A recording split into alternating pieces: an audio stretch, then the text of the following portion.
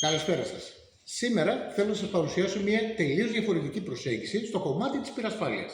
Μέχρι τώρα γνωρίζετε ότι βασιζόμαστε ως συνήθως στον καπνό που δημιουργείται από την πυρκαγιά είτε από τη διαφορά θερμοκρασίας.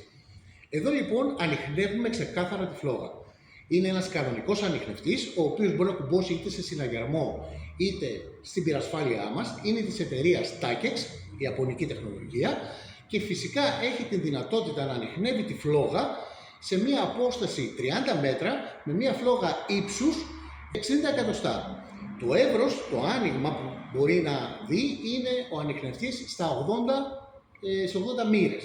Η τεχνολογία, όπως σας είπα, πάει μπροστά και όπου υπάρχει ηλεκτρικό αυτοκίνητο, είτε λέγεται συνεργείο, είτε λέγεται σταθμός φόρτισης, πάρκινγκ, γκαράζ, σούπερ μάρκετ, τα πάντα, βενζινάδικα, είναι απαραίτητο να υπάρχει. Δεν θα προλάβουμε να δούμε καπνό. Στη συνέχεια υπάρχει η περίπτωση ενός εξωτερικού περιβάλλοντα χώρου, σε ένα εργοστάσιο παράδειγμα, το οποίο έχει πράγματα έξω στον αυλόγυρο και θα πρέπει να έχουμε άμεσα την πληροφορία ότι πλησιάζει η φωτιά. Θα προλάβουμε να δούμε άμεσα το σήμα, έτσι ώστε να κάνουμε τις κατάλληλες ενέργειες. Πάμε λίγο να δούμε τι μπορούμε να κάνουμε στα 9 μέτρα με αυτό το ραπτηράκι. Πλησιάζω γρήγορα. Φτάνω περίπου στα 9 μέτρα.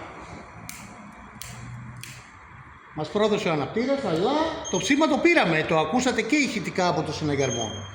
Ευχαριστώ πάρα πολύ για τον χρόνο σας. Για οποιαδήποτε πληροφορία στη διάθεσή σας. Να είστε πάντα καλά.